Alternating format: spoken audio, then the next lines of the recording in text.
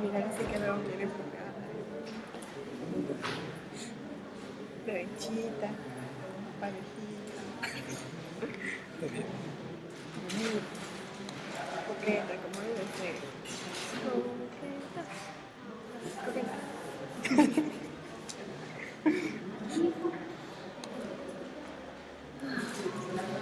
¿Qué está con ella?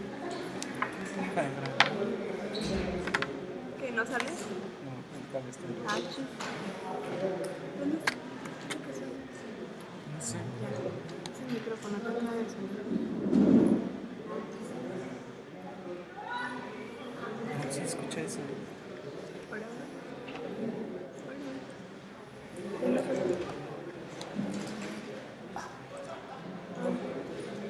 Con este estoy viendo.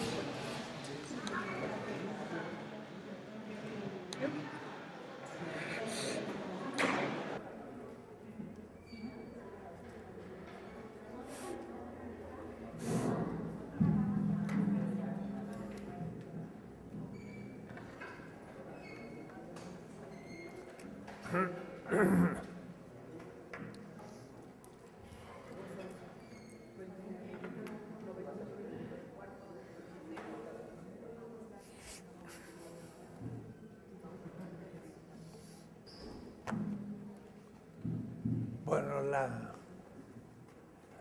ayer me agarró un frío, así que estuve un poco en cama, pero me levanté para venir a la clase. Medio ronco además, pero ya estoy saliendo. La semana pasada no pude venir, así que le agradezco a Jorge Alberto que tomó la clase. Estuve en una doble experiencia en la Universidad de Villanova en Filadelfia, un grupo de estudiantes muy interesantes para hablar de nuestros temas, y después en Miami hubo un congreso de pedagogía, y como están traduciendo van a publicar la pedagógica de la liberación en inglés, entonces estuve ahí también y fue, bueno, siempre interesante ver cómo nuestros temas van echando raíz en otros lugares, sobre todo entre los latinos, a tal punto que en Miami me iba con el texto en inglés, pero ya el grupo hablaba castellano, como 40, entonces me lancé mi conferencia en castellano en este congreso de Claro que es una asociación latina de estudios de pedagogía. Entonces, al ser latino, pues ya son latinoamericanos, pero fue interesante. Por primera vez volví al castellano en Estados Unidos. Digo volví porque en los 70s estuve muchas veces en Estados Unidos, pero ni hablaba el inglés. Así que estaba en Los Ángeles, Nueva York, Chicago, San Antonio y todos lados, y el público era español. Uno podía en Estados Unidos no hablar inglés, claro que lo invitaban a uno, grupos latinos. Después me puse a trabajar un Spanglish, porque no he estudiado yo nunca en una universidad anglosajona. Entonces me lancé a ya hablar en inglés para los medios anglo, pero esta vez volví al español, lo cual es interesante, porque aún en las universidades anglas, los latinos ya empiezan a ser un grupo importante. Bueno, y en Miami casi el 50% de los alumnos, en la gran universidad ya hablan español, y qué decir en las calles y en todas partes. Pero en fin, fue una buena experiencia. Pero al volver me agarró el frío y pues me caí un poco y espero salir. En la clase de hoy querría dar un ejemplo del trabajo de la analogía en el tema que más me interesa en el fondo, en el método que se usa en todos los momentos del discurso de la filosofía de liberación. Pero si hay alguno en el que ese tema es más importante, es en el que voy a tratar hoy, que ha sido también el más discutido. Voy a tomar un ejemplo para hacer como un paréntesis y continuar en el próximo miércoles, ver los tipos de analogía de los que ya se refirió el profesor Beuchot. Pero claro, ampliando un poco el horizonte de la temática. Esto sería un ejemplo para empezar a trabajar el tema de la analogía, a ver cómo es fecundo en su capacidad de análisis. Y es el tema de siempre, el tema del pueblo. El pueblo ha sido muy criticado como categoría de la filosofía política, especialmente porque es tan ambiguo que parecería que se escabulle entre las manos y entonces da toda posibilidad de interpretaciones. Desde Laclau, que lo recupera, pero le llama razón populista y no popular, por ejemplo, a otros que dicen es tan ambiguo que mejor abandonarla porque es equívoca, o es decir, tiene significaciones contradictorias. Yo creo que es uno de los más interesantes casos de un concepto y una palabra sobre todo analógica. Y entonces lo que yo mismo decía muchas veces, y cuando yo releo lo que he dicho sobre el pueblo, siempre decía es un concepto complejo, ambiguo, no confuso, pero ambiguo. Nunca le dije y escribí, es un concepto análogo. Ahora lo voy a poder empezar a explicar, pero con más claridad, porque nunca lo había aplicado de esa manera y espero que al ser tratado de esta manera va a poder comenzar a ser estudiado con más seriedad. Pueblo. Leyendo ya la analogía, y la próxima clase le pienso dedicar más tiempo, los clásicos, claro que los clásicos son muy escolásticos, porque Aristóteles habló, el pensamiento filosófico árabe también habló de la analogía muy fuerte. Averroes en el califato de Córdoba hablaba de la analogía y más, hubo grandes disputas y de ahí pasó la Edad Media, Tomás de Aquino, pero la verdad después fue trabajado por Cayetano, Silvestre de Ferrara, Juan de Santo Tomás y ahora me dio Jorge Alberto una copia de un buen trabajo de Santiago Ramírez. Santiago Ramírez lo conocí todavía en Salamanca en el fin de los 50, era un viejo filósofo que escribió 3 tomos sobre la analogía, pero siempre es un pensamiento escolástico, en el sentido ingenuo de la palabra metafísica. Cuando se dice que estamos en una etapa post-metafísica, Estamos más allá de una cierta posición ingenua. ¿En qué sentido? En que el sujeto está ante lo real, la mesa. Y esta realidad de la mesa se me ofrece al conocimiento.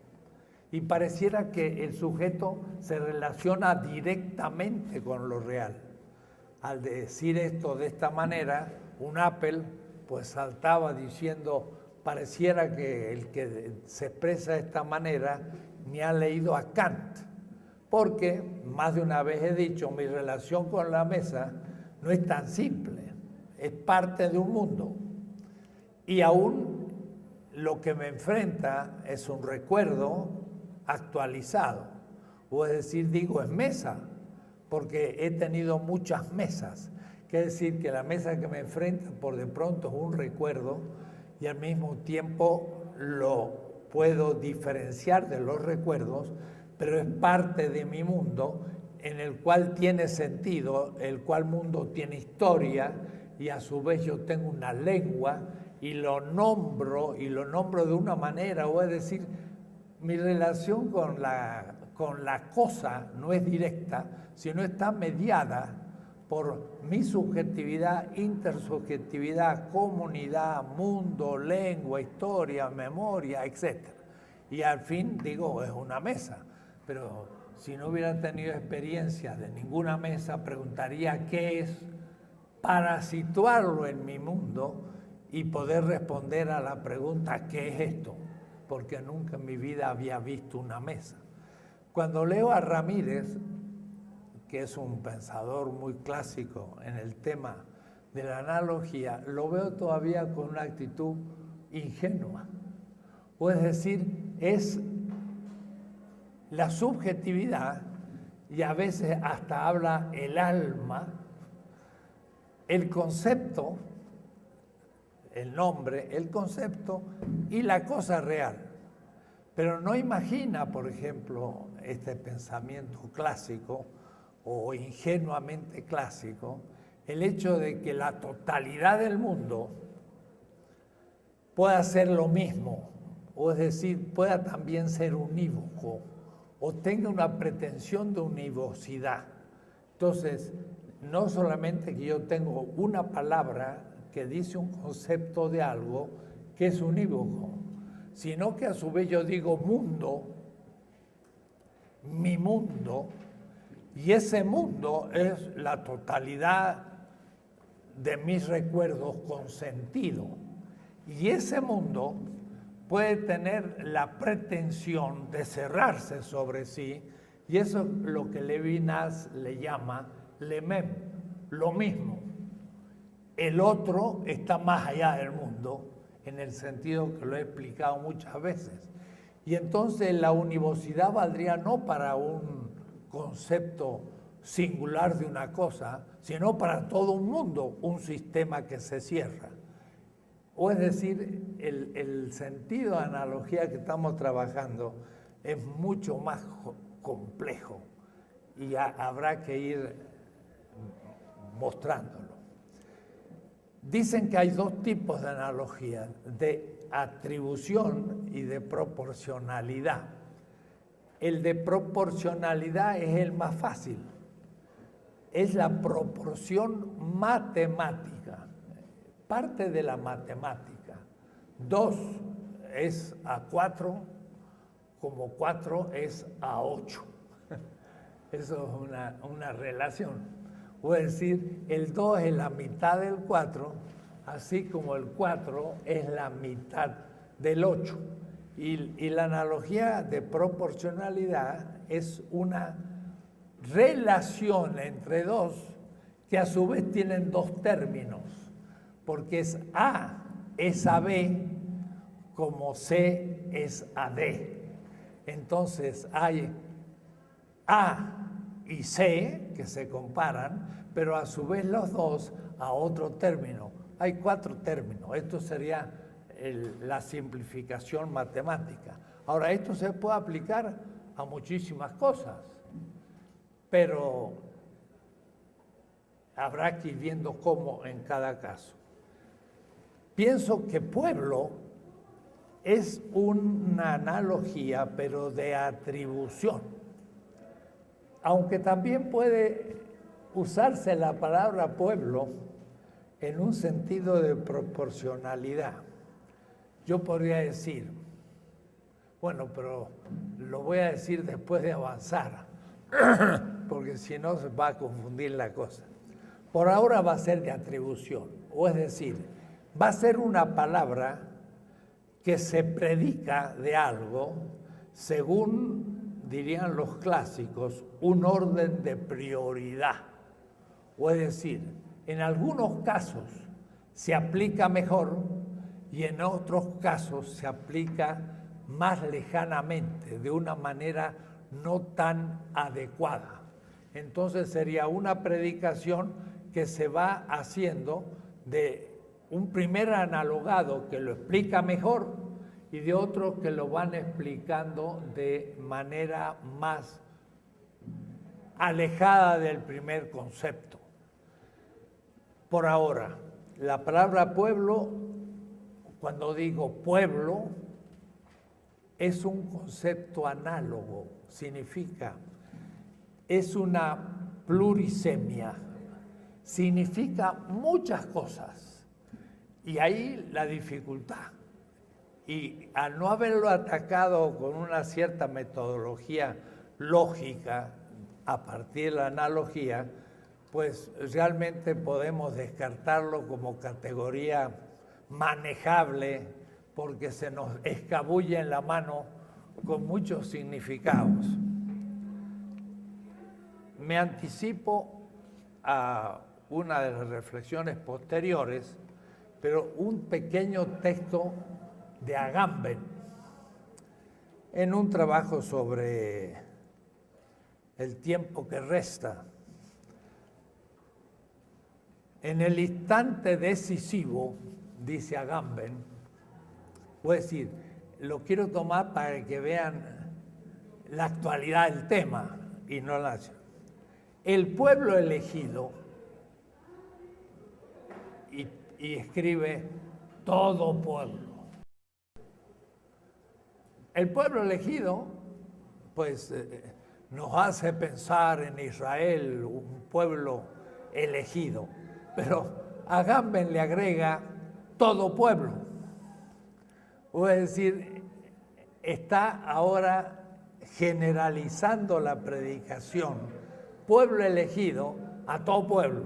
Es decir, en el fondo, todo pueblo es elegido. En el instante decisivo, claro que vamos a ver que ese instante decisivo, todo el pueblo elegido, todo pueblo, se constituye necesariamente como un resto, como un no todo. Voy a explicar después despacito. Por supuesto, Agamben ni está pensando en el tema de la analogía, pero está justamente, van a ver ustedes, relacionándose a la teoría de la analogía. Maestro, ¿qué texto está leyendo? Disculpe, ¿qué texto está leyendo? Estoy leyendo un texto de Agamben en mi... Sí, ¿en qué página está para buscarlo después? 128. Gracias, maestro. Gracias. Si los muchachos siguen hablando fuerte, alguno me va a hacer... No, pero con cuidado, porque, bueno, no saben que alguien lo está escuchando.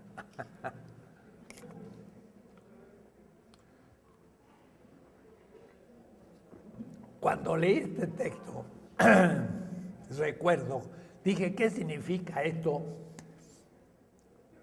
No todo, ya volveré. Y esta es la figura o la consistencia que adopta el pueblo en la instancia decisiva y como tal, él, el pueblo, es el único sujeto político real. ¡Wow! Agamben dice eso. Voy a decir, piensen que hemos pensado durante mucho tiempo y tenía sentido que el sujeto de la historia en el capitalismo era la clase obrera. Yo diría esencialmente, porque el capital, subsumiendo al trabajo vivo como trabajo asalariado, tenía en el trabajador asalariado, la clase obrera, la única clase que rebelándose ante el capital lo destruía, lo superaba. Claro que el capital no es una categoría directamente y simplemente política, es sobre todo una categoría económica. Y entonces al pasar a lo político, el capital es uno de los factores que constituye la realidad, pero hay muchos otros. Por ejemplo, el Estado no es el capital. Y entonces puede ser manejado el capital por el Estado de una manera tal que entonces la clase obrera deja de ser tan esencial y pasa a tomar su lugar otros sectores, que es lo que vio en la historia del Perú Mariátegui.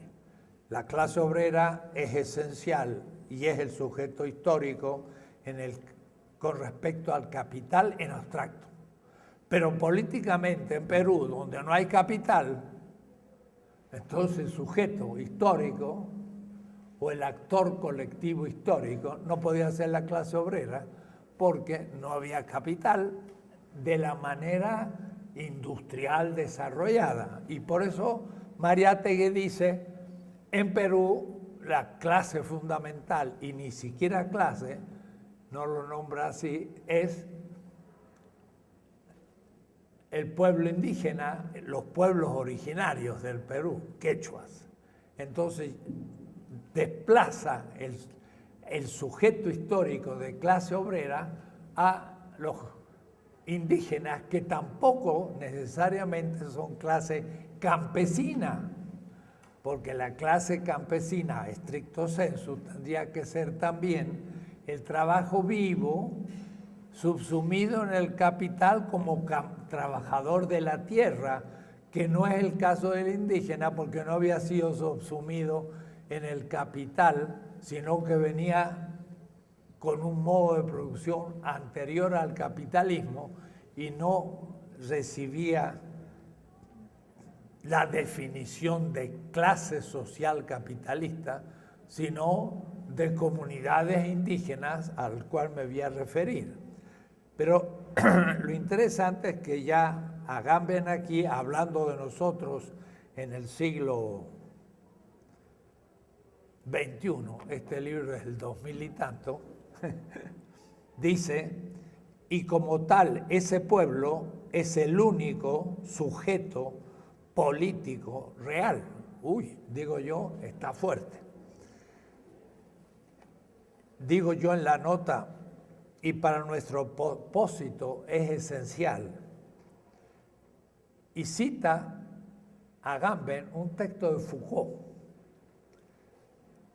Esta parte de la plebe es otro nombre del concepto de pueblo, porque simplemente usa la palabra latina, plebs, pero las palabras pueden ser muchas y sobre todo en muchas lenguas.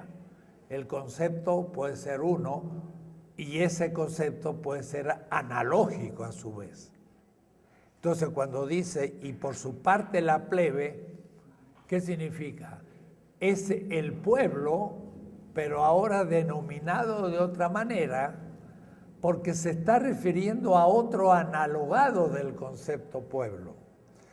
Por su parte, la plebe no representa tanto una, y lo dice Foucault explícitamente, una exterioridad, usa la palabra que yo uso, respecto a las relaciones de poder, sino más bien su límite, su reverso, su contrapartida.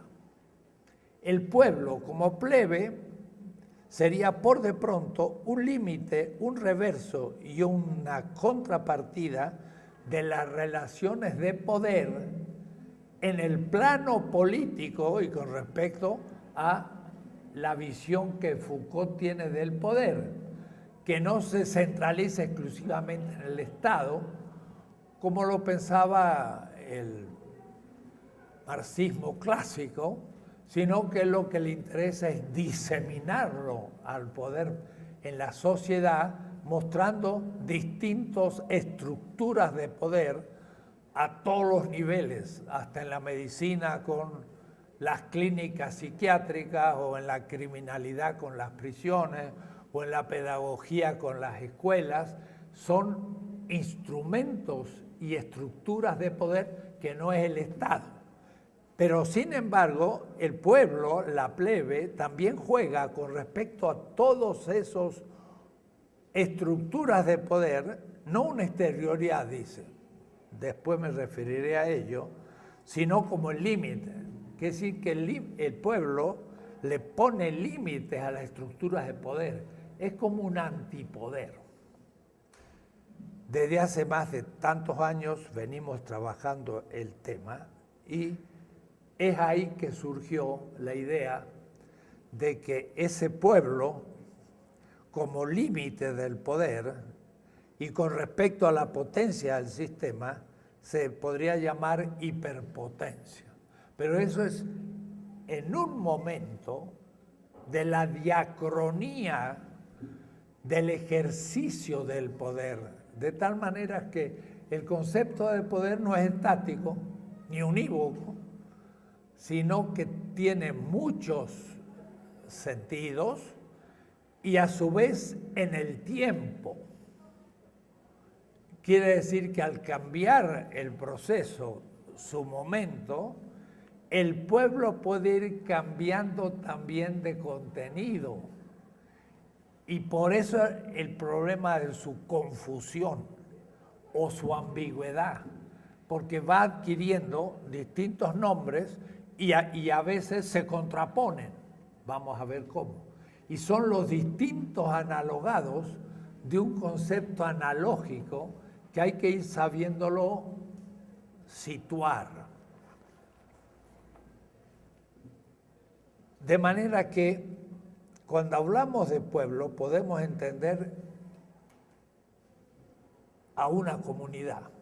Lo que pasa es que para llamar a pueblo comunidad tendríamos que también analizar el concepto de comunidad. Y si alguien ha trabajado en el pensamiento actual el tema de la comunidad, es Nancy. Entonces habría que hacer una lectura de Nancy para a su vez sobreponer dos conceptos analógicos. Se complica más la cosa, porque pueblo, en todos sus significados, va a ser un conjunto de seres humanos que tengan alguna relación de comunidad. Es decir, la comunidad va a ser lo semejante, porque yo podría decir, pueblo es la totalidad de los habitantes en un territorio, bajo la organización de un Estado. Pero lo que pasa es que hay algunos pueblos que tuvieron más de un Estado. Y tampoco puedo decir que es una lengua, porque hay pueblos que tienen varias lenguas. Entonces, no es fácil poder determinar lo semejante que van a tener todos los conceptos analógicos, pero por de pronto le podemos llamar a una comunidad que habita un cierto territorio. El pueblo tiene una relación directa a la territorialidad y a alguna organización política cuya culminación podría ser un Estado, pero podría tampoco ser un Estado, ser algo todavía menos organizado que un Estado. Este podría jugar la función de un primer analogado. Entonces, voy a hacer así. El primer analogado de pueblo es una comunidad que habita un cierto territorio con una cierta organización política. Claro que la memoria del pueblo es esencial. También es una comunidad que tiene memoria de ser un actor colectivo, que frecuentemente tiene una o más lenguas. Y así podríamos seguir indicando las otras indicaciones o las otras características del pueblo. Yo quiero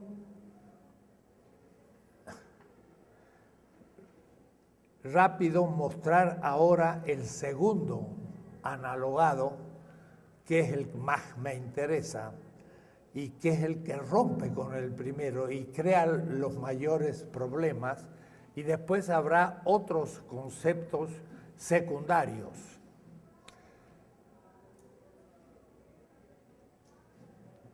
Esto dentro de la diacronía que yo siempre he marcado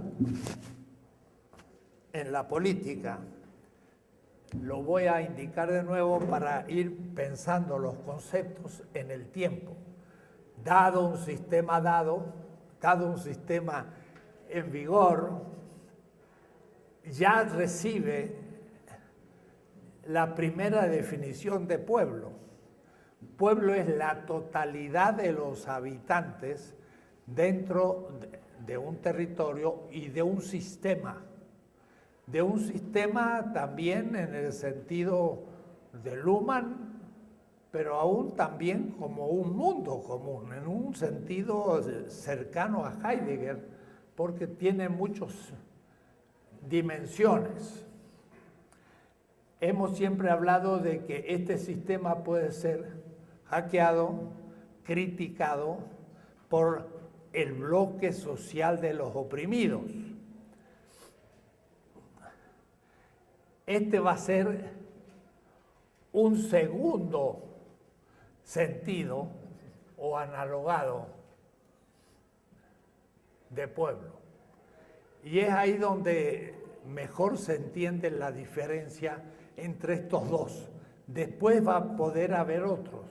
El asunto es cómo surge el segundo sentido de pueblo. Cuando Gramsci dice, hay un bloque histórico en el poder, son los grupos dominantes, entonces valdría una representación de este tipo. Y hay un bloque social, y le llama social, de los oprimidos. Y ahí esto se produce una cesura, ahí se produce una ruptura. Eso es lo que Agamben está indicando, no sé si con extrema conciencia, pero lo dice. En el instante decisivo, he insistido muchas veces, es el Jetzeit, ¿no?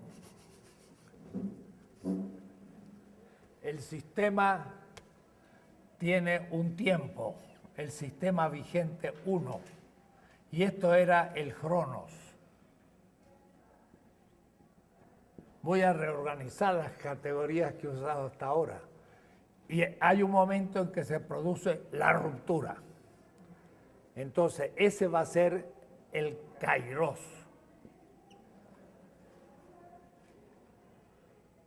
Este es el momento que le interesa a Walter Benjamin y el que ha pensado toda su vida. Es que los pensadores a veces piensan un tema y se quedan en él toda su vida. Y por eso lo profundizan. Pero ese es el momento justo, central, en el instante decisivo, dice Agamben.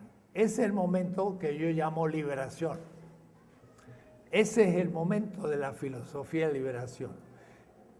Es hasta ese momento que todo es pensado y desde este momento en que todo va a ser pensado después. Es el punto central. Y insistiría en esto. Hay etapas históricas donde una sociedad entra siglos de estabilidad. Y entonces hay que pensar los componentes de la sociedad y cómo funcionan y cómo dentro de eso uno puede tener pretensión de bondad, de justicia, etc. Pero hay tiempos en que se producen los grandes cambios, como los está viviendo América Latina. Uno realmente abre cada mañana el diario y ¡shuf!, encuentra noticias, como lo que está pasando en Brasil. La presidenta, ¡pum!, ha sufrido el impeachment de la burocracia corrompida del Brasil, donde la mayoría de los diputados declaran que hay que juzgarla, en realidad no tienen una causa real, sino que simplemente la quieren sacar.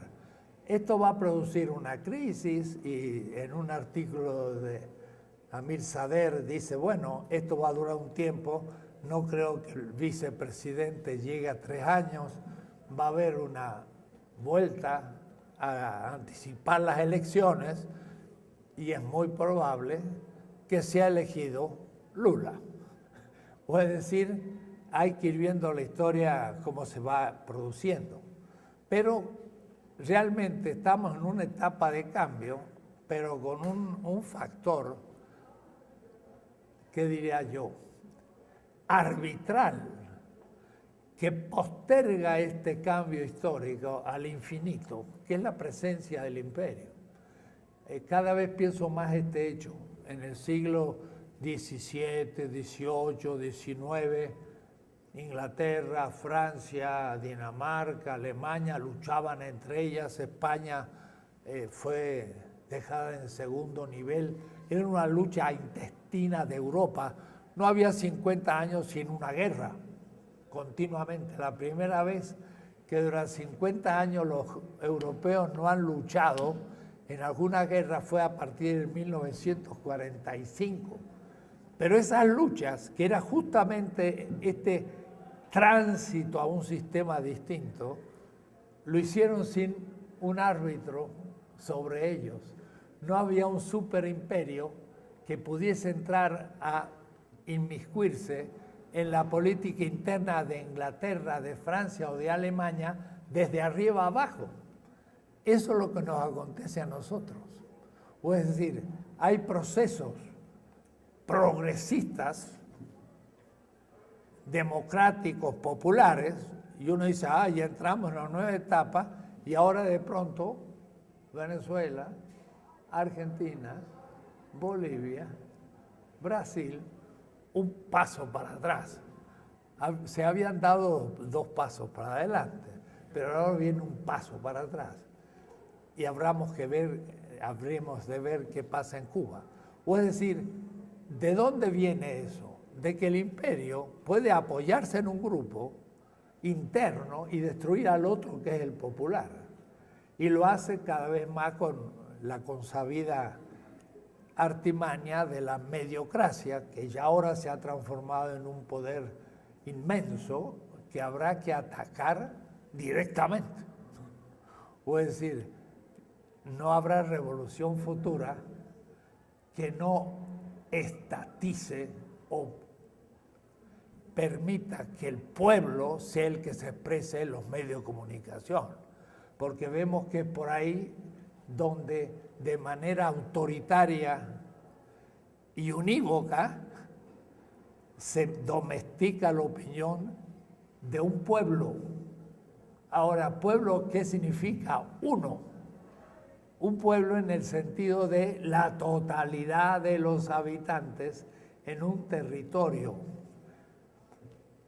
Pero el segundo sentido de pueblo es el momento de la ruptura, como cuando dice Agamben, y en el instante decisivo, el pueblo elegido, todo pueblo, quiere decir que está pretendiendo que es una denominación del pueblo para siempre, se constituye necesariamente en un resto y sigue como un no todo. Este no todo está muy en la bibliografía de muchos. No todo. Ese es el tema. Se divide el concepto uno en dos. El concepto uno ahora va a tener dos significados. Va a ser, y esto aparece en el lenguaje, por ejemplo, de líderes populistas, y cuando digo populistas en sentido positivo, voy a aclarar después, porque todo esto es analógico. El caso de Vargas, de Perón, de Cárdenas, 1930-1954. Estos fueron movimientos políticos nacionalistas. También lo trabajo eso en el librito La filosofía del sur, cuando sin el concepto analogía, que le hubiera agregado a esto bastante claridad, el capítulo 8 se llama 5 tesis sobre el populismo.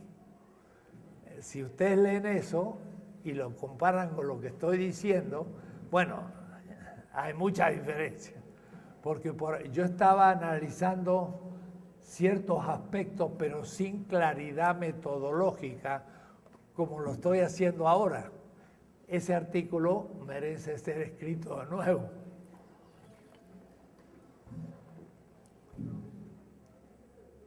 Porque en el lenguaje, por ejemplo, del populismo, se habla muchas veces del pueblo y el antipueblo. Y el antipueblo es la oligarquía, son los que colaboran con el imperio. Por ejemplo, en este momento, un Macri sería para el peronismo el antipueblo. Pero sin embargo es parte del pueblo argentino, igual que todos los gobernantes de México son parte del pueblo mexicano.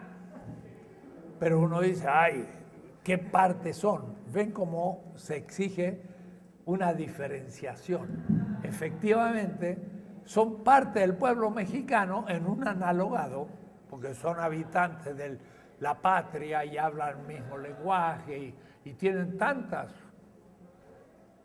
semejanzas. Ahí viene la analogía de nuevo, porque va apareciendo la semejanza. ¿Qué es esto? Lo de semejante que tienen los dos, hay semejanza, pero no hay identidad. Los dos son mexicanos. La burocracia entregada al imperio, que cumple funciones estrictamente definidas en favor del capital transnacional y de la presencia norteamericana. Hay que ver las medidas tomadas en un mes por Macri en Argentina. Todas las medidas que el Fondo Monetario Internacional quería tomar y que un gobierno popular impedía, hasta el haberse congraciado con los capitales buitres, lo que va a multiplicar por 10 la deuda argentina. Uno dice, pero este señor Macri, que tiene 8 ya, en las otras clases tenía 1, después 2, tiene 8 de estas compañías fantasmas en paraísos fiscales, presidente de la República, y tiene 8 para evadir pagar impuestos. Entonces, es realmente la burocracia del imperio puesta como gobierno de un país. Bueno, eso en la terminología del populismo, cuidado, no le quiero dar a aquel populismo de los años 30, 40 y 50 un sentido negativo. Es un sentido positivo. Pues se le llamaba antipueblo. Entonces eso me rompía a mí el esquema, porque decía, bueno, yo digo pueblo, pero también hay antipueblo de aquello que yo he denominado pueblo. Porque si todos los habitantes de un país son pueblo, la burocracia política cómplice del imperio de un país periférico es también parte del pueblo en el sentido que es mexicano o brasileño o argentino, pero está en contra de los intereses del pueblo en otro sentido, en otro analogado. Y ahora sí me sirve el concepto de analogía. Tienen algo de semejante, pero tienen algo de distinto. Y justamente lo primero de distinto que tienen es que no es todo, dice, como un no todo. El pueblo, como el bloque social de los oprimidos, no es el todo de la Italia cuando Gramsci está pensando. Porque el bloque histórico en el poder también sería parte del pueblo italiano, pero no en el sentido del bloque de los oprimidos, sino sería justamente el bloque opresor. Pero están los dos recibiendo en un analogado el nombre de pueblo y en el otro el nombre de antipueblo. Tenemos ya dos analogados. Y yo voy a llamar a este segundo el principal analogado crítico. En la doctrina de la analogía siempre se ponía un primer analogado y otros analogados. Nunca se le hubiese ocurrido poner un analogado crítico. Pero ahora entonces yo necesito crear ese concepto nuevo. El primer analogado semántico son todos los habitantes de un territorio. Pero el primer analogado crítico son este resto, le llama aquí Agamben, refiriéndose a Pablo de Tarso, un resto, un grupo. Y este grupo, en el momento decisivo, se transforma en el único sujeto político real, dice Agamben. Y estoy de acuerdo, aunque usa la formulación de Agamben, para que se entienda de qué estamos hablando. Y de ahí, conceptos como los que usa Pablo de Tarso, que los que no eran mi pueblo se transforman en mi pueblo. Y en hebreo, lo am significa no pueblo, se transforma en mi pueblo. O es decir, el bloque social de los oprimidos era parte indivisa y amorfa de una totalidad de habitantes en donde no había dominados ni dominadores, sino que todos eran ciudadanos. O es decir, el concepto crítico de pueblo no estaba presente todavía. No era mi pueblo, o no era el pueblo como elegido para ser sujeto histórico del cambio social. Entonces, uno empieza a tener mayor capacidad de poder ir entendiendo. Todo lo que he dicho hasta ahora es justamente el nacimiento del segundo analogado que estoy explicando. Surge un pueblo cuando rompe con la totalidad del sistema y por lo tanto niega a aquellos que son opresores el ser pueblo en un sentido más estricto, aunque en un sentido más lato lo son, porque los dos son comunidad de habitantes que habitan un suelo bajo ciertas estructuras. Y entonces, es aclarar este segundo concepto, lo más importante, es lo que le llama Eduardo Laclau plebs.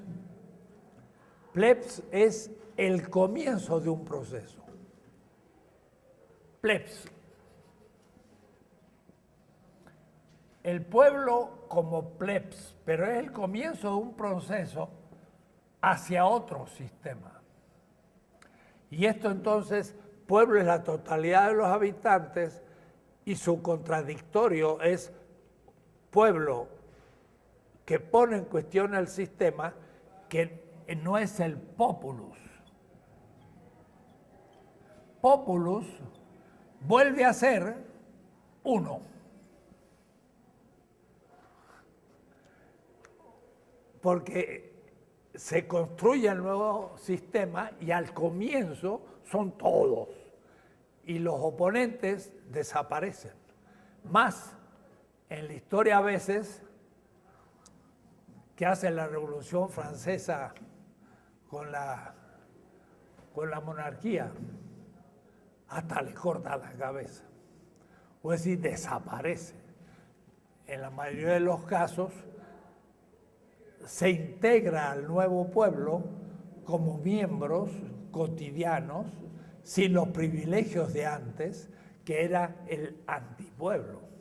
Pero entonces eso tendríamos en otra situación. Es eso lo que yo planteo sobre todo en las 20 tesis de política, porque me estoy refiriendo al segundo anaranjado, pero al no referirme al primero, después se me confunden otros, porque lo que voy a llamar populismo, en las 5 tesis sobre el populismo, va a ser una manera todavía intermedia entre la totalidad de los habitantes de un país homogéneo y la ruptura del pueblo contra el grupo dominante, que sería el sentido más propio de pueblo, en lo que se llamó el pacto social de los populismos. Un Cárdenas hace un pacto con la clase obrera y lo apoya y apoya a los sindicatos y hasta los funda, los sindicatos campesinos, pero también a la burguesía. Entonces, ese concepto de pueblo del populismo se puede entender porque a su vez se está relacionando a un poder externo, que es el imperio. Entonces, si a esto yo le agrego acá el imperio, no en el sentido de Negri, pero también porque el libro Imperio de Negri no da ninguna importancia a los estados y a los estados que llamamos home states, los estados hogar del poder imperial, como Estados Unidos, porque el Estado es el que paga los ejércitos. Y el otro día, viendo una estadística de el uso del dinero para la producción militar, Estados Unidos gasta el 50% de los 5.000 billones de dólares para armamento. 50% de la producción de armas en toda la tierra. Y en esa estadística, no sé si es real o... Los chinos ya aparecen con 2.200, la mitad de Estados Unidos, pero es muchísimo, porque los rusos gastan 92. Entonces, los Estados Unidos gastan 500 billones, los chinos 200 y Inglaterra, Alemania, Rusia usan 100 millones, 100 en proporción a aquello. esos ejércitos tienen un Estado que los paga. Entonces el imperio financiero no es un imperio que tenga todo el poder sobre la tierra y los estados son manejados por el imperio.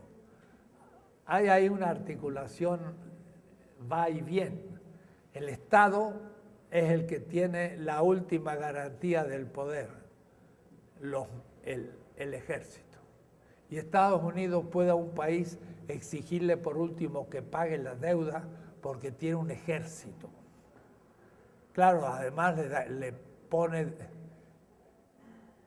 muchos castigos financieros, pero tiene el ejército por último, ¿no? Entonces, el concepto de pueblo unitario, que sería un tercer concepto,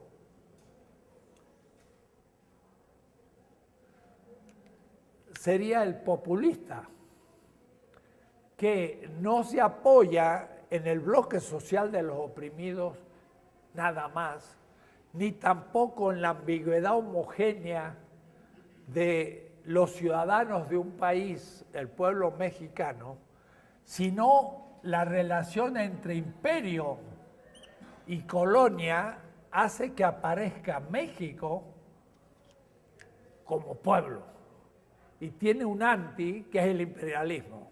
Entonces, cuando de pronto confiscan en los 30 el petróleo norteamericano que estaba explotándolo o los ferrocarriles, afirma a la totalidad de la población, pero especialmente a su burguesía industrial, a la clase obrera y a la clase campesina. No es todo, sino definido desde una posición antiimperialista, pueblo.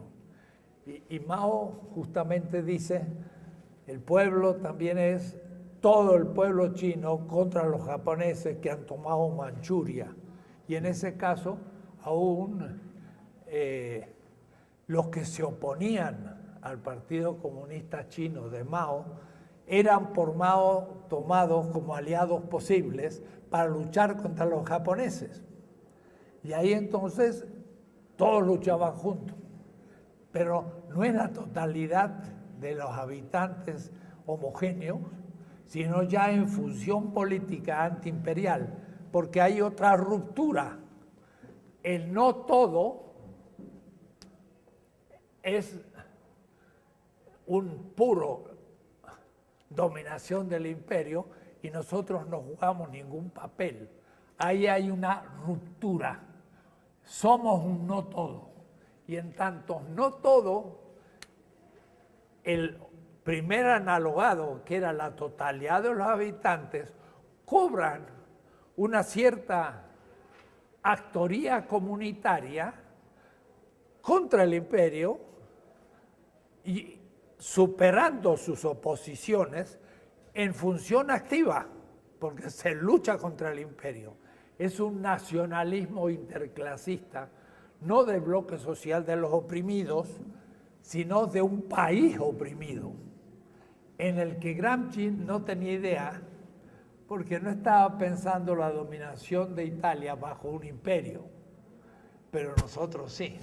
Entonces ahí surge otro sentido de pueblo que justamente Mao tiene y que Lenin por ahí deja un poquito ver, pero enseguida como Rusia se transforma en la Unión Soviética, ya no tiene sobre sí a un imperio y entonces ya no juega este tipo de oposición como no parte la totalidad de la población de un país.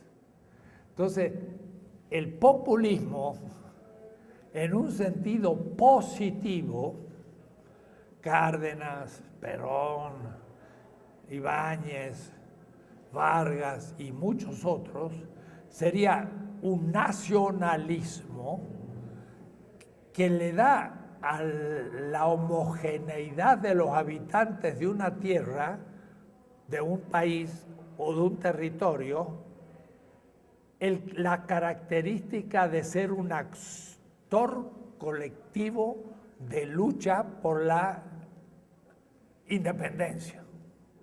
No le voy a llamar de la liberación, pero también se llamaba liberación. En el caso de Algeria, y Fanon está ahí, Algeria está luchando contra Francia, aunque tenía dentro de sí una oligarquía que luchaba contra Francia. Pero cuando logra la independencia, bien que va a dominar a los otros en Algeria cuando haya terminado el segundo, y entonces vuelve a funcionar el concepto 2 de pueblo. Al menos tenemos 3 conceptos analógicos de pueblo, y entonces esto ya nos empieza a plantear el tema de en qué consiste la semejanza y en qué consiste la distinción analógica. Y ahora hablando con precisión. Si a la luz de eso yo miro lo que ya escribí, entonces, claro, tengo que empezar ahora a modificar muchas cosas. Tesis 11. El pueblo, lo popular y el populismo. Lo popular también guarda relación a pueblo y sería una analogía de proporcionalidad, que los clásicos nombran siempre como la salud. Dice, es un alimento saludable. El cuerpo está en una situación saludable. El aire es saludable. Eso le llaman una analogía de atribución, porque se toma la salud y se la ve funcionar a distintos niveles. Bueno, Laclau habla del populismo, pero habla de populismo en realidad y en último término el analogado 2 que he indicado. Ahora se ve muy claro. Y él está en contra, pero al mismo tiempo lo confunde. Y lo confunde con el 3, porque a la Thatcher la puedo colocar como un gobierno populista de derecha y a Kemal Atatürk como un populismo nacionalista, igual que Perón. Lo que pasa que tiene una visión positiva de ese fenómeno, diciendo, es lo mejor que puede acontecer en política, porque el primero es realmente ambiguo, todos los habitantes de un país, y el 2 tiene una tal capacidad de superar el estado de excepción como estado de rebelión, que sería ya política de la liberación, en la que Laclau no entra y Laclau se queda en el concepto más bien populista 3, pero que a su vez lo aplica a la periferia y lo puede aplicar a Perón o a Kemal Atatürk, y es correcto, pero lo aplica a Thatcher, que no tiene un imperio arriba y que unifica al país, pero como imperio ante los demás. Entonces de populista no tiene nada, sino un cuarto analogado, que es un analogado, yo le llamaría negativo, que es el uso es la palabra que se usa en la terminología del consenso de Washington o la derecha en este momento, que cualquier medida en favor del pueblo en el sentido 2 o 3 es considerado como demagógico, es populista. Y esto sería un sentido derivado, negativo, y es el que más se usa de la palabra populista. Hugo Chávez era un populista.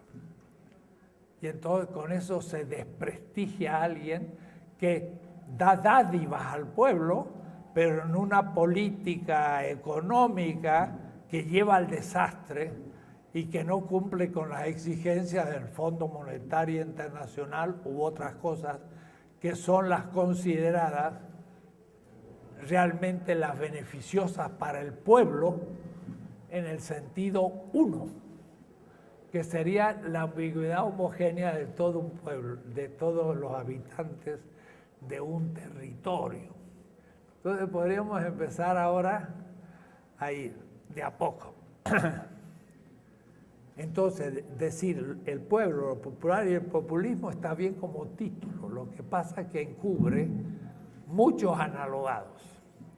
Y el primer punto que yo traté, 11.11, se llamaba los movimientos sociales y la reivindicación hegemónica. Entonces, el concepto de hegemonía tiene que ver con la analogía más que ninguna otra. Y el concepto de hegemonía va a valer para el analogado 3 y el 2. Empecemos por el 3. ¿Qué significa hegemónico? No es dominación. Dominación es ejercer el poder en contra del derecho o las reivindicaciones de los grupos sociales. Dominación. Hegemonía es justo lo contrario. Es que cada movimiento social tiene intereses propios, particulares. Si lo vemos desde el punto de vista del concepto de pueblo, en el analogado 1, totalidad de habitantes en un territorio, el concepto de movimientos sociales no tiene mucha importancia, porque como estamos hablando del pueblo en bloque, más bien hablamos del ciudadano. Y el ciudadano homogeneiza a todos los participantes. Es en el momento 2 y también en el 3, y vale la pena empezar por el 3 para llegar al 2, en donde sí comienza a tener sentido bloque social, pero no de los oprimidos, porque también está la burguesía en el caso de Cárdenas. Sería un bloque social antiimperialista. O es decir, un bloque social que se constituye contra un enemigo de afuera. Entonces, hay clases internas en el país que están articulados con el de afuera. El señor Macri, que tiene 8 de estas instituciones en los paraísos fiscales para no pagar impuestos en su país y acumular dinero en el Fondo Monetario, en el Banco Mundial o en los grandes bancos, porque los paraísos fiscales hacen que primero yo invierta mi dinero en una institución fantasma, reconocida en Panamá, en Bahamas o donde sea, y luego que ya me lo reconoció ese dinero metido, eso se llama lavar dinero, yo hago un cheque y lo paso al Citibank. Y el Citibank ya recibe un cheque de otro banco, pero es un banco fantasma que sin embargo aceptan sin ninguna reclamación y ver los orígenes, porque eso es el gran negocio de los grandes bancos. Todos lavan dinero y nosotros pagamos los muertos, que son los que producen la droga y después los que acumulan la droga, pero ellos son los que, cuando los lavamos nosotros al dinero, ¿dónde lo lavamos? ¿En el Banamex? Si se va a devaluar y no me interesa. El asunto es ponerlo en un banco de Estados Unidos, de Alemania o de Suiza. Es decir, que en el fondo los Panama Papers, que fue pagado por Estados Unidos a un grupo de periodistas, claro que han hecho mucho bien porque han delatado una cantidad de piratas pero no a los principales que están en Estados Unidos, porque lo que les quiere decir a todos los demás, no inviertan en los paraísos fiscales, sino directamente en nuestros bancos. Eso es lo que están haciendo. Y entonces, dense en cuenta, el concepto de populismo sería bloque social antiimperialista o anticolonia, descolonizador, en un sentido perverso de la palabra.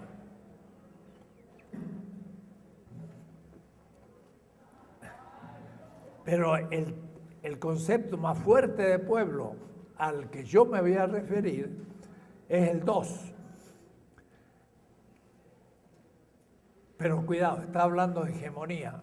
Hegemonía se cumple en el concepto 3, porque justamente el interés de una burguesía nacional es poder desarrollar un capitalismo nacional dentro de todas las normas del capitalismo que se lo impedía el manejo del capitalismo nacional por parte del capitalismo internacional en México, Estados Unidos, en Argentina, Estados Unidos e Inglaterra, en el África, Francia, etc. O es decir, el manejo del capital y también de las decisiones políticas estaba en manos de la respectiva metrópolis de las colonias del sur. Entonces, bloque social antiimperialista, que cumple con los intereses de la burguesía nacional, que va a poder enriquecerse, pero dentro de un capitalismo nacional, que va a significar crear un mercado nacional, utilizar los bienes del país y elevar realmente el nivel de la población, porque surge una clase obrera que empieza a elevar su nivel, un campesino que puede vender sus granos y su producción al país, y el país tiene un desarrollo que acontece en América Latina y en otros países del sur del 30 al 54, tiempo en que hubo la gran guerra, no mundial, sino intraimperialista.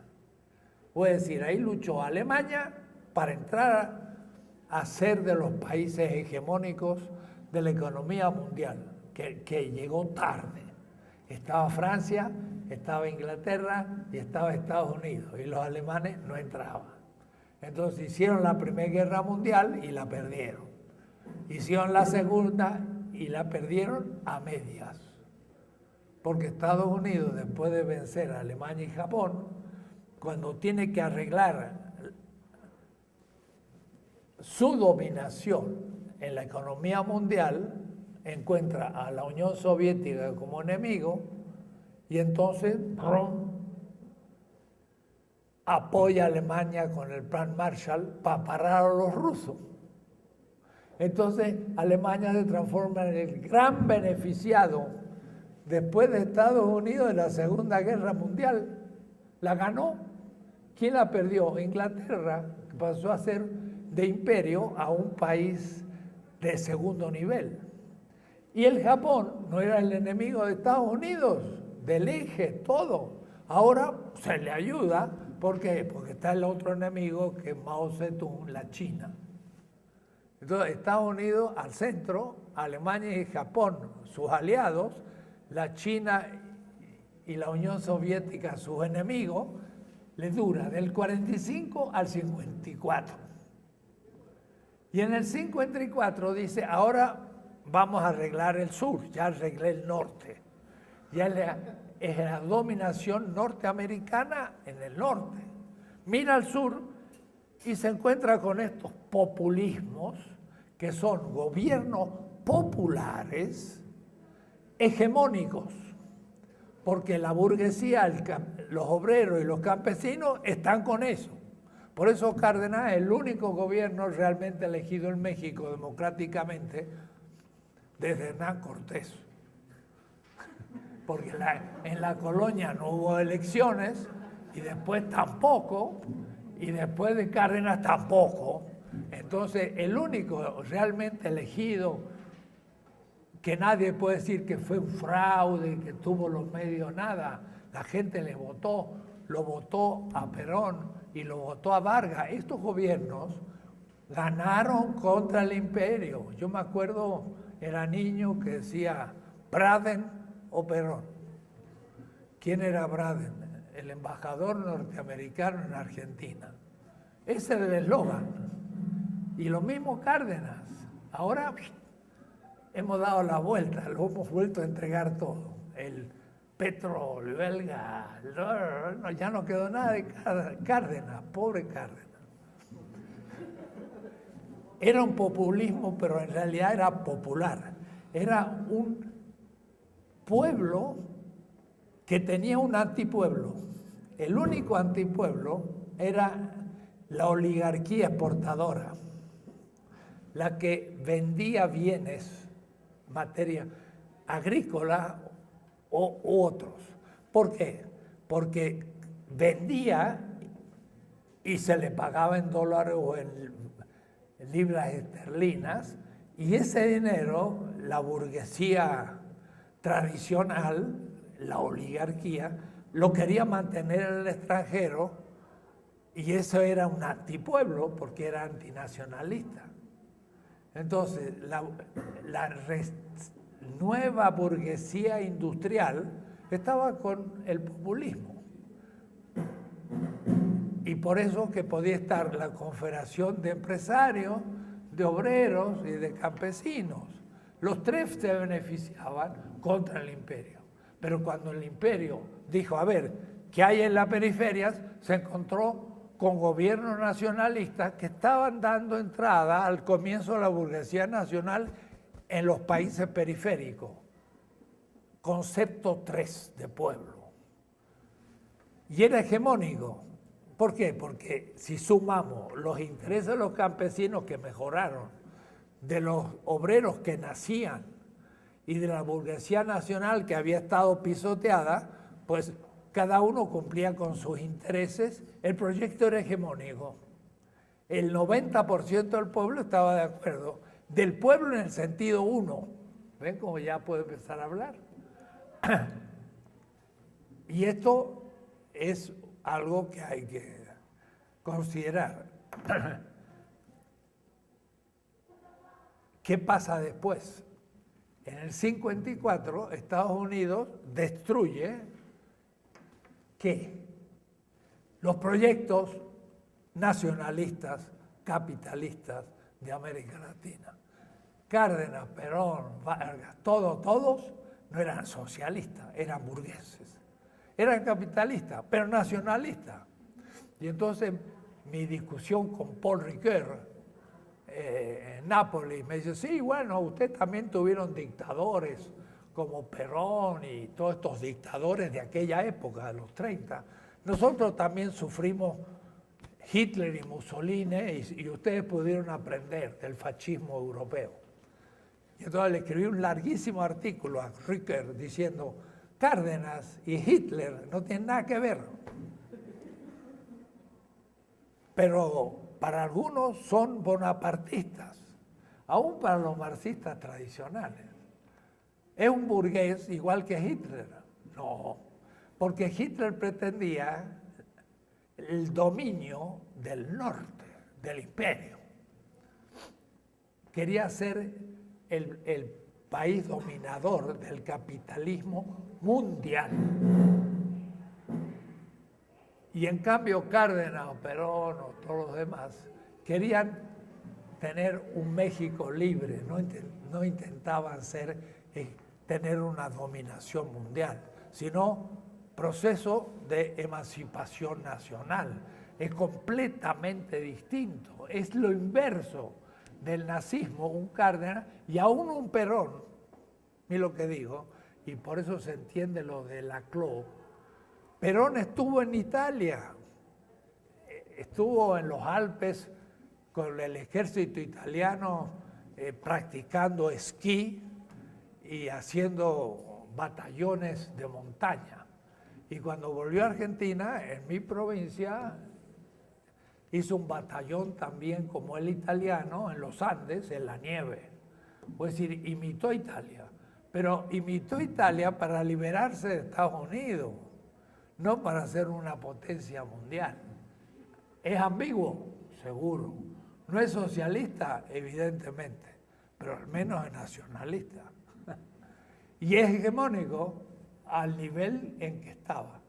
Claro, a nivel obrero, el enemigo de los populistas era el socialismo, como en México. ¿Quién liquidó a las experiencias utópicas, anarquistas y los primeros grandes sindicatos en México? Cárdenas. Y los que habían organizado los primeros sindicatos comunistas fueron perseguidos. ¿Por qué? Porque, claro, el gobierno nacionalista, populista, no le interesaba el socialismo. Y eso es una limitación, muy bien.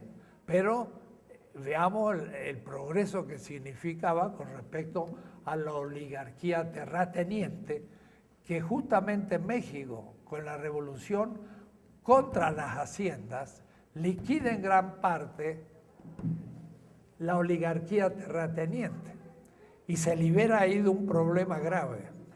En cambio, Brasil, Argentina y todos los demás países, la oligarquía terrateniente exportadora sigue siendo un problema hoy. Nunca fue liquidada por una revolución como la mexicana. Entonces, hay que tener un análisis histórico del significado de pueblo, porque eso exige, ¿no? En el concepto 3, entonces, 2, crítico, propiamente dicho, es el que se estaba produciendo y se sigue produciendo con altibajos, con altibajos. Es decir, ciertamente se está realizando en Bolivia, se intenta realizar en Venezuela y ahora un paso atrás. El Partido Trabajista en Brasil implantó una cantidad de reformas, hizo 2 pasos adelante, ahora viene un paso para atrás, y así en otras partes. Es decir, hace 5 meses, pues la visión Latinoamérica es distinta que hoy. Por lo tanto, la filosofía política y el tema de la analogía debe ser repensado. Es así como la filosofía va repensando. Surge el pueblo propiamente dicho, o el sentido crítico del analogado pueblo, en el sentido de una ruptura. Y eso es lo que la tradición llamó revolución, pero no en el sentido que le estoy dando. Y eso es lo que yo quiero denominar liberación. Y eso es lo que Walter Benjamin llama mesianismo. Si se lo coloca en cualquier otra situación, ya no se puede entender lo que está diciendo Walter Benjamin. Walter Benjamin está pensando la irrupción mesiánica de un pueblo. Pero de un pueblo dentro del pueblo, o es decir, de una ruptura del concepto propio de pueblo, el 2, analogado crítico, con el analogado hegemónico, o mejor dicho, principal, de pueblo, que es la totalidad de los habitantes de un país. Y esto, hoy, yo quise pensarlo primero desde los movimientos sociales. No la totalidad del pueblo, sino el resto. La palabra resto vendría un poco a resemantizar o a actualizar la palabra vanguardia. Lenin tenía muy claro la idea de la vanguardia. era la parte consciente de una nación. No la pensaba la vanguardia como una clase. Claro que también decía la clase obrera, pero si vemos los hechos, en Rusia, Lenin no era un obrero, ni los bolcheviques eran obreros, ni tampoco fueron la expresión democrática de movimientos obreros. Los bolcheviques eran un grupo político, no económico, que producía una revolución a nivel económico claramente contra el capital, porque eran marxistas, pero no vieron tan claro cómo se realizaba la formulación de un nuevo Estado. Y el zarismo era todavía una especie de Estado monárquico atípico, porque tenía una enorme extensión. Y Hegel decía, si Europa tuviera más extensión, no se hubiese producido la revolución. Y por eso que en Estados Unidos, dice Hegel, no se realiza la revolución porque tienen mucho espacio para extenderse. Enviar a los pobres a las nuevas regiones, Far West. En cambio, Europa ya no tenía más espacio y lanzó los pobres a las colonias. Primero cuestión, Hegel lo dice explícito. Pero segundo, se le explotó dentro porque había demasiados pobres. El zarismo tenía un inmenso territorio de 21 millones de kilómetros cuadrados hasta Siberia. Y entonces podía extenderse y era una monarquía. Pasar de eso a un Estado que no fuera moderno, pues ni Lenin lo imaginó. Pensó un Estado eficaz a la manera del Estado burgués, pero no burgués, pero moderno. No podía superar la modernidad.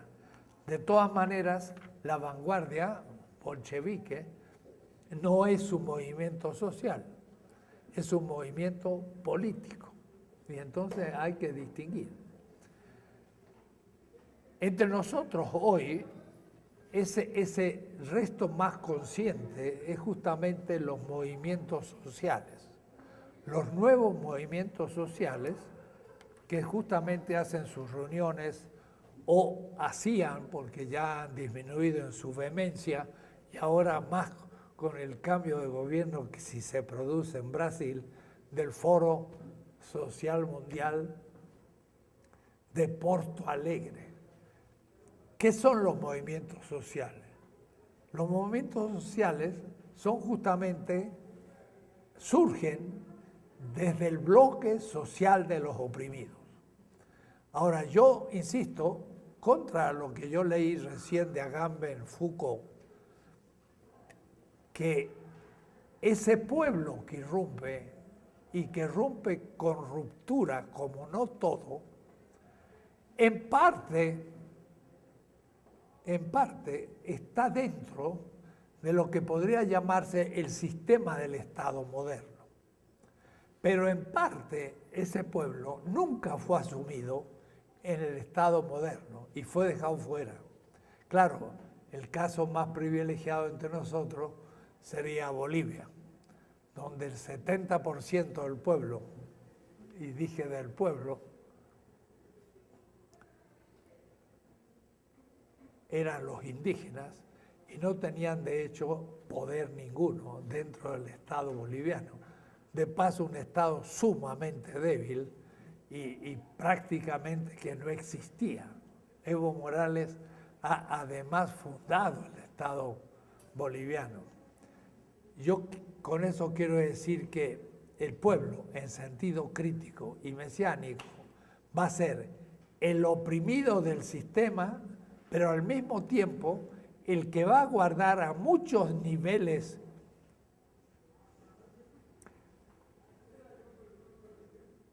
exterioridad con respecto al sistema, o es decir, muestra una cierta alteridad anterior al caso de América Latina, del Estado moderno, y que habrá que definir. Pero entonces el pueblo sería no solo el bloque social de los oprimidos, sino también de los excluidos. ¿Y qué ha sido excluido, por ejemplo, ese pueblo? En el Estado moderno, por ejemplo, latinoamericano, gran parte de su cultura. El tema de la cultura es un ejemplo de cómo esa cultura nunca fue del todo asumida por el Estado. La secularización del Estado llegó a no entender realmente lo que ese pueblo vivía cotidianamente. Ustedes saben de la comprensión de la revolución campesina en México, del fin del 10 por una parte al comienzo del siglo, pero también de los llamados cristeros. Es un segundo proceso de levantamiento campesino que el Estado domina completamente y se interpreta como de derecha y clerical. Pero en el fondo también es un Estado que habrá que ver hasta qué punto ha entendido hasta hoy el pensamiento y los mitos del pueblo, la cultura. Entonces, yo diría, ese resto que sufre,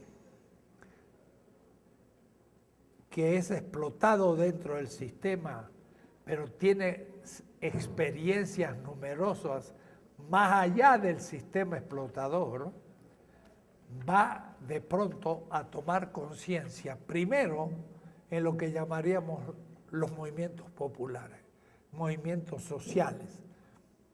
No quiere decir que el pueblo sea solo los movimientos sociales, no.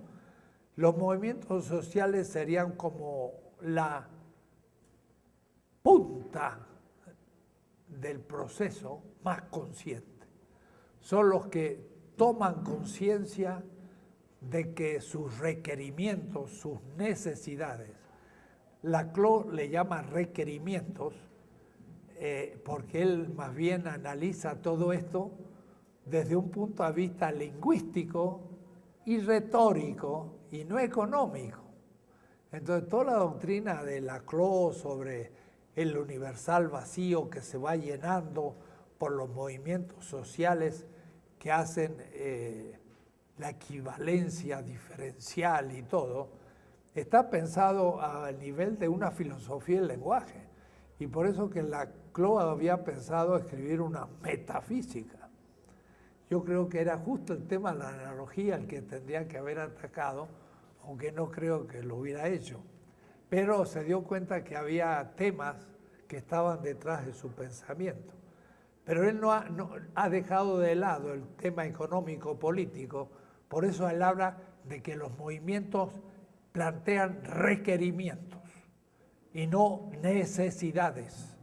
Yo digo, los movimientos plantean necesidades que se formulan como requerimientos. ¿De dónde vienen esas necesidades? Pues desde la vida del sujeto, en que no se cumplen sus necesidades. El incumplimiento de las necesidades se transforma en la autoconciencia del dolor, si me permiten, de la corporalidad del oprimido. Entonces, la mujer toma conciencia del dolor de la corporalidad femenina en una sociedad machista. Y el punto en donde se aglutina el movimiento de las mujeres con más conciencia, que son muy pocas en relación a todas las mujeres, pueden ser 3, 4% y no más, pero son las que van delante, son las que toman conciencia del dolor de su corporalidad, descubren un derecho y comienza la organización de un movimiento con un interés particular, la particularidad del género. Entonces los movimientos sociales son particulares y esto hace que la plebs empiece por movimientos particulares que todavía no han atravesado el ámbito de la política, si no se establecen al nivel de lo social. Y por eso que el definir qué es lo social me llevó trabajo en el tomo 2 de la política, y digo, lo social es cuando el campo político atraviesa los campos materiales de la ecología, la economía, la cultura y otros. La economía se transforma en cuestión social para la política cuando al nivel económico se empieza a tomar conciencia de ser oprimido, o es decir, de no cumplirse con las necesidades. Y esto entonces va a crear que cada movimiento tenga intereses particulares. O es decir, el pueblo haría como esto. El pueblo es algo inmenso, pero tiene en los movimientos populares, sociales, habría que distinguir entre social y popular. Cada uno tiene un interés diferente. Cuidado, digo diferente, tengo que decir distinto, porque aquí también se va a cumplir de nuevo la analogía. El movimiento feminista con la clase obrera, con la tercera edad, con los pueblos originarios y demás, son distintos analogados que tienen algo común. Y lo común es corporalidad viviente dentro de un pueblo, es decir, dentro de una comunidad territorial bajo la presencia de un Estado. Entonces, cada movimiento también es analógico y cada uno tiene una finalidad particular. Pero, y esto justamente lo indica Boaventura por un lado, de Sousa y Lacroix, etc., todos estos requerimientos de cada movimiento van a comenzar a dialogar entre ellos y traducir. Entonces, ¿qué significa eso de traducir? Es que la feminista va a traducir su reivindicación de género a nivel económico como clase obrera y va a descubrir que las más dominadas en la clase obrera son las mujeres. Entonces va a decir, sí, yo estoy por la liberación de la mujer, pero también por la liberación de la clase obrera, porque la mujer es la peor tratada. Y además, entre las peor tratadas y peores salarios, las de color. Puede decir que si es indígena o es afro, peor todavía. Entonces el movimiento que lucha por la igualdad de las razas trabaja con la clase obrera y con el feminismo, y van entre ellos dándose cuenta que al fin hay que formular un proyecto que sea hegemónico. Hegemónico significa que es representativo de todos los movimientos y a su vez de la mayoría de la población, no de un grupo. Y entonces ese hegemón, le llamo yo, es analógico, porque ahora desde esa semejanza se va a entender mejor cómo funciona cada movimiento. Y en un artículo que escribí hace poco en La Jornada, dije, y es necesario que alguna institución aquí sea responsable también de la discusión de ese proyecto hegemónico nacional, porque cada movimiento tiene un interés particular, pero un proyecto analógico de semejanza debe ser nacional, y esa es la función de un partido político crítico. El partido debe articularse con los movimientos para poder tener un proyecto. Entonces, la analogía me entra por todos lados, porque los movimientos van a poder discutir entre ellos porque tienen cosas semejantes. Somos sujetos vivientes, somos comunidades, tenemos necesidades no cumplidas, todos, negativo, y el proyecto de cada uno es afirmativo, pero particular. Hay que coordinar esos proyectos afirmativos particulares para hacerlos un proyecto colectivo nacional. Y si se logra, entonces sí, surge un actor colectivo. Y ese actor colectivo es al que se está refiriendo Agamben, pero no se da cuenta que es uno de los tantos analogados de pueblo. Vuelvo a leer el texto. En el instante decisivo significa en el momento de la ruptura y el nacimiento de la novedad en la historia, en donde vamos a salir del sistema establecido para comenzar la lucha a organizar un mejor sistema, dejando el tiempo cotidiano en el que vivíamos, el Cronos de Benjamín, y entrando ahora en el peligro de empezar la lucha, el Kairos. Walter Benjamin, ahora está clarito, es Hidalgo tocando la campana. En el instante decisivo, el pueblo elegido en el sentido metafórico, no analógico, de que como que la historia elige a un pueblo, como que el pueblo se siente elegido, como que se da cuenta que es ahora o nunca. El pueblo elegido, y pone a Agamben muy correcto, todo pueblo. O es decir, todo pueblo en ese momento decisivo es el pueblo elegido, todos.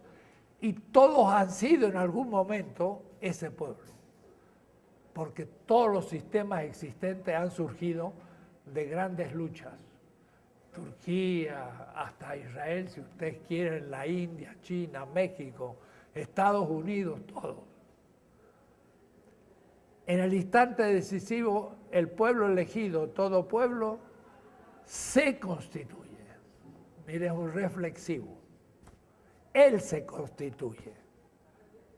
Es aquello de, como dice Fidel Castro, el pueblo. Cuando de lucha se trata, y después más adelante dice, es el que cree en alguien, en algo, pero sobre todo que cree en sí mismo. Ese creer en sí mismo es reflexivo. Se constituye necesariamente como un resto. ¿En qué sentido resto? ¿En qué es el resto de todas las luchas anteriores de las víctimas, de la humanidad y del país y del movimiento?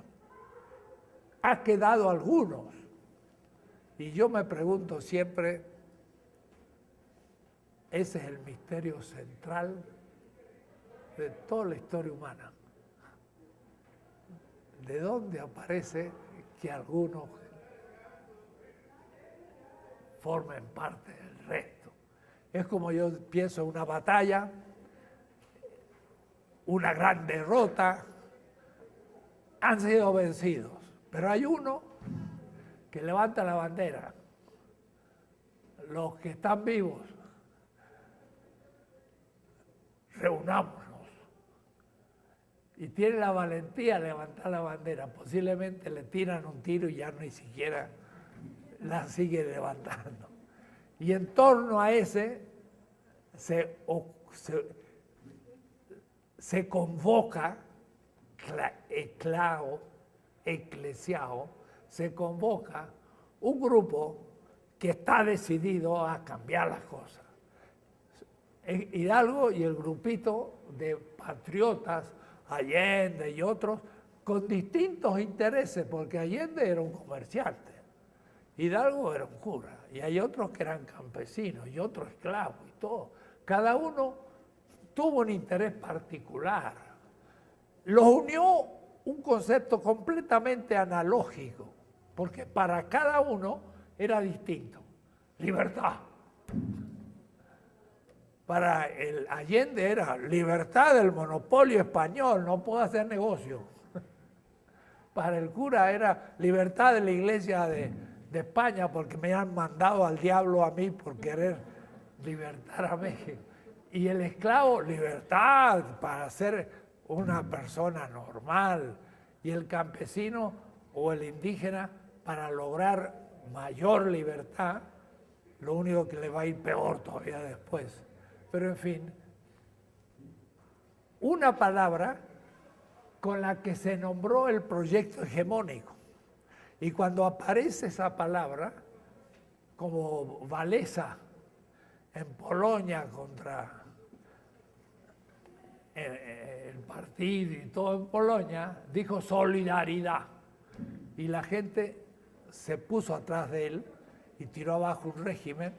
Y después no quiere decir que necesariamente mejore. Por ahí sale peor. Se constituye necesariamente como un resto. Ese resto es la plebs que va a ir creciendo. Hasta revertir el sistema y crear un nuevo sistema que va a ser todo el pueblo.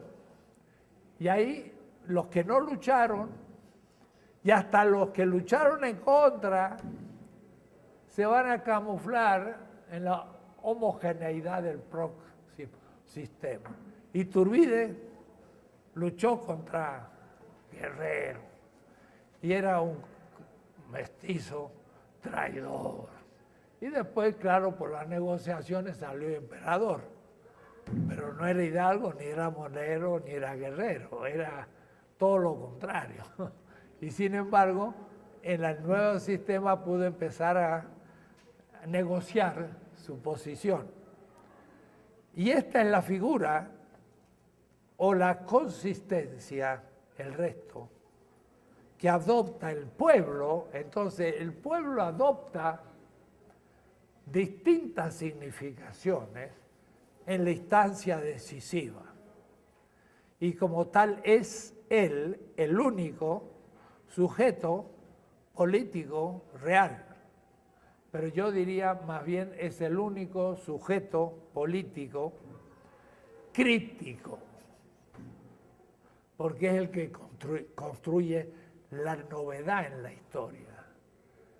Berzón hablaba del elan creativo, que era la vida. La vida produce más de menos.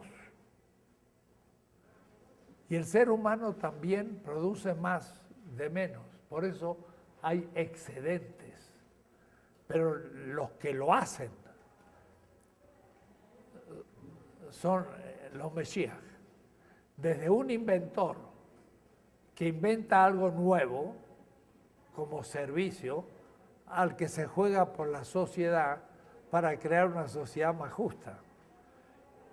Pero ese es el único sujeto político real, le llama Agamben. Yo diría crítico. Pero al decir esto, Agamben le da a Pablo de Tarso la autoridad de un gran pensador político. Y sin embargo se lo niega creyendo que no es así. Pero este texto de Agamben vale todo lo que ha escrito del Homo Sacer porque es exactamente el tema.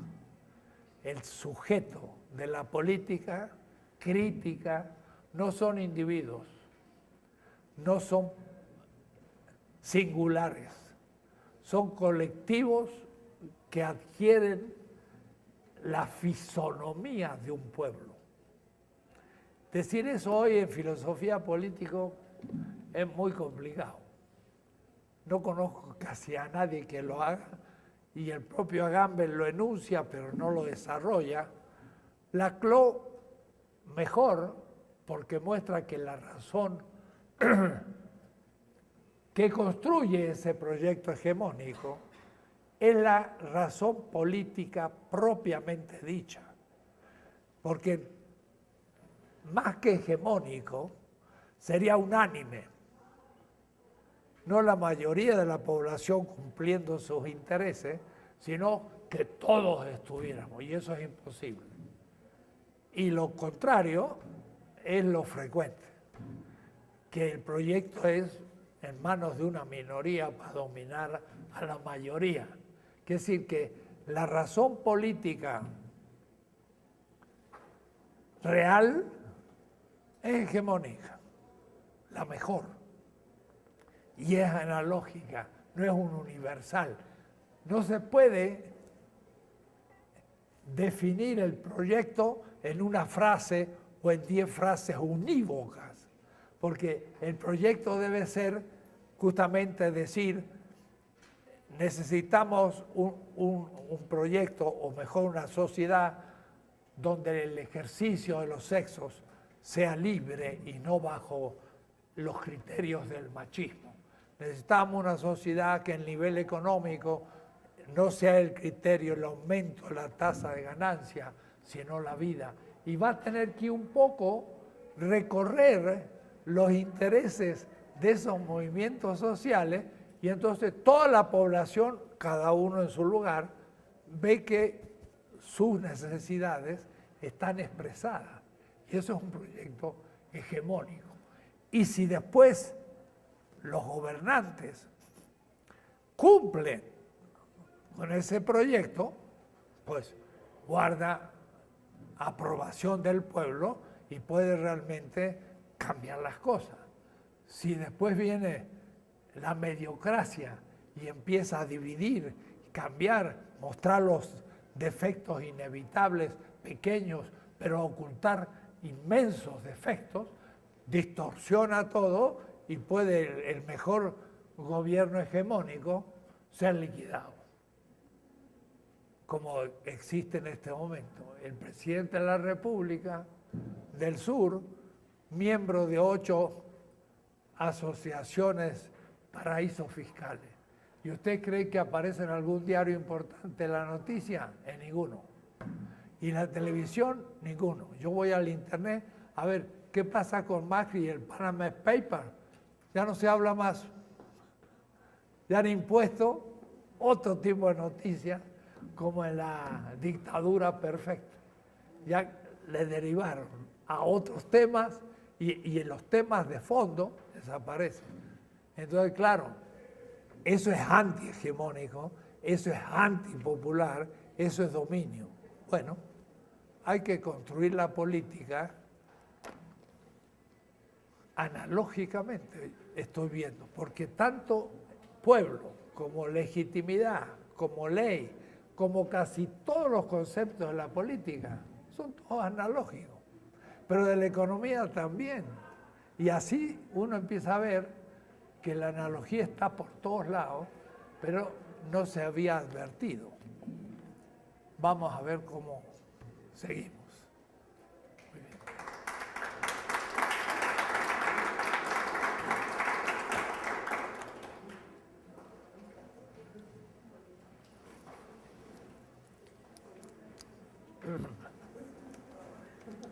Miren, no sé qué ha pasado, pero he perdido la lista. No sé si quedó aquí o en mi casa, en algún lado. Si pueden pasar los que quieren, nota una hojita y pongan su nombre. Hay 6 clases que quedan. Voy a considerar 6 hojitas que firmen ustedes. Pongan los nombres bien claros.